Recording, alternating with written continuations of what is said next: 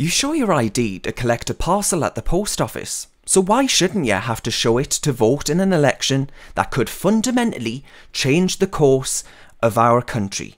Isn't voter ID necessary? Well, no, it would seem. At least not to the Parliamentary Labour Party. Let's find out why.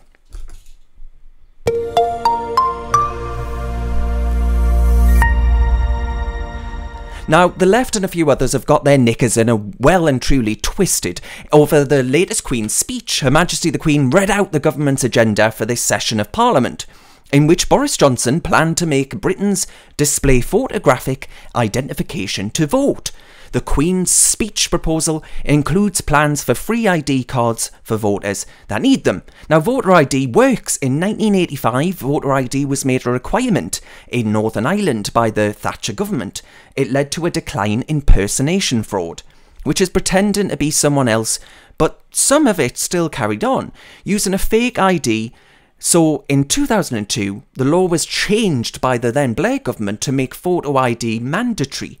So now, as far as impersonation fraud in Northern Ireland's concerned, as far as we're aware, none of it's going on. Now that can only, I reckon, have served to strengthen, not dilute, weaken or quote-unquote damage the integrity and legitimacy of the ballot box. After the corruption that was found in Tower Hamlets in that case, that famous case, terrifying case, the Electoral Commission, my good old friends, recommended that the rest of the United Kingdom follow Northern Ireland in mandating a form of ID. I just want to show you this quote here.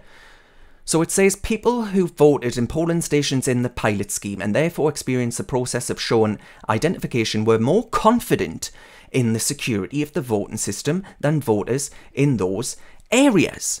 So police, after the Tower Hamlets case, were criticised, according to the Telegraph, for not investigating allegations of widespread election fraud. And a judge essentially sacked Britain's first Muslim mayor. And this case horrified many people into believing that the British electoral system was vulnerable to impersonation fraud because of the lack of any ID requirement. So I think this finding by the Electoral Commission, who, folks, I'm the first person to criticise, let me be absolutely honest and clear about that. But this here, saying that actually it restores confidence in the electoral system by voters after incidents like that, it sounds great to me. The regulator trialled various pilot schemes in different parts of the country, and they found that actually all of them had a positive impact, I believe, on people's perceptions of that security. Now, you look at the responses that this has, I guess, yielded since Her Majesty the Queen read it out. The Labour Party Shadow Minister for Democracy, Cat Smith. Yes, folks, don't worry, mate, I haven't heard of her either. But she said, whoever she is, non-entity, that the government was reversing decades of democratic process. Ruth Davidson, the former leader of the Scottish Conservatives, argued that the plans are total B-word, I won't say the word, and asked if it was more likely that Tom Harwood, rather, the commentator, asked if it was more likely that young tech-savvy Labour voters will have or be able to get IDs compared to the Tories' new working-class red wall base. I want to just take those three arguments in turn now. Now, I must say that I'm at a complete loss, really, as to why the Labour Party is so opposed to voter ID. You know, the Labour Party was, let's not forget, the party of CCTV cameras, of empowering agencies to keep an eye on our emails or mobiles, and even gave them powers to rifle through our bins.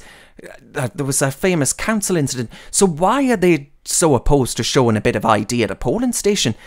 It strikes me that there's one prominent reason why Labour rant on about disenfranchisement. It's because they know that there's a higher proportion, I'm just going to say it, I'll probably be cancelled, of votes that are cast for them that are fake votes. More so disproportionately than other parties would receive. And I think by tackling the fraudsters, you're probably tackling Labour voters. Not all of them, of course, only a handful maybe, but voters all the same. The Labour Party themselves, man, even require you to have ID at party conferences and party selection meetings. But they think it's far too much of an issue for people voting in elections that change the course and direction of our country from being able to present some at the ballot box. In that Electoral Commission 2014 report, they highlighted a whole load of places up and down the country.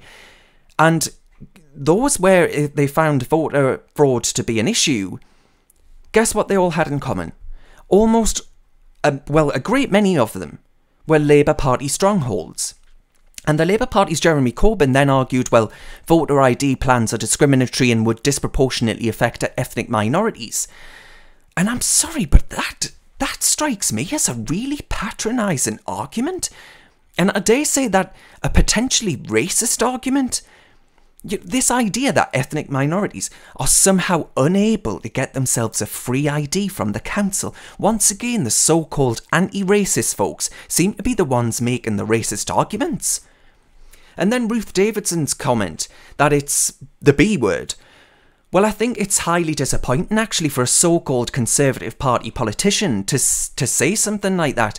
Democracies all around the world require forms of ID to vote. They've got much more secure systems. We in this country, it's a complete joke. We need ID to rent property, to open a bank account, to claim benefits, to drive a car, to enter official buildings, to collect a parcel at the post office, and so on and so forth.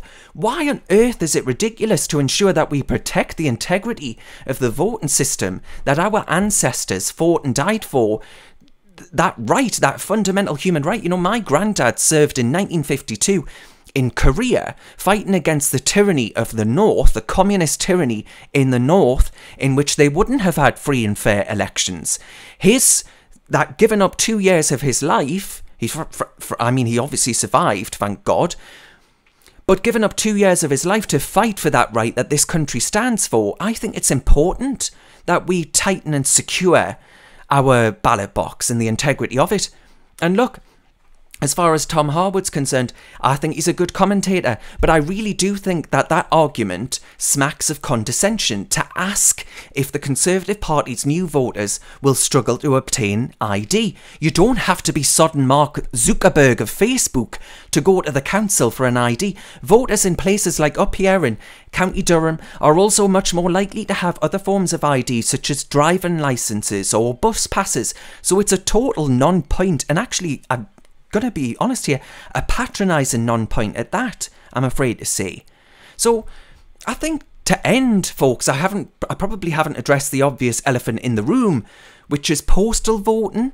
Now, this is clearly a problem if you ask me, and I know this will annoy many of you because I know a lot of people do use postal voting, but I think the only way that you tackle the problem of postal ballot fraud would be to make sure that the rules are much tighter, so that if you genuinely have no way of getting to a ballot booth on polling day, you have to actually prove that.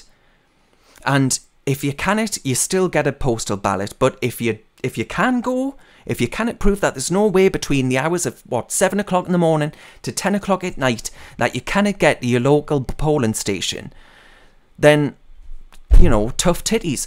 Because whilst Labour Party politicians might wax lyrical about disenfranchising voters or discriminating against them, surely, in a democracy as respected and internationally renowned as our own, the mother of all parliaments, even a handful of fraudulent voters have the power to sway elections. Look no further than that 2017 election, right, in which it looked like Jeremy Corbyn was going to win it. It actually came really close. And that would have meant the end of Brexit. That would have scuppered one Democratic vote, the biggest in our nation's history. And Theresa May's useless handling of that election meant that Jeremy Corbyn got very close to power. Elections have consequences. Votes have consequences. Voter fraud has consequences. That's why I think the Conservatives are right to do this. So I think you can take all of your patronising arguments and very easily rebut all of them. I really, really do.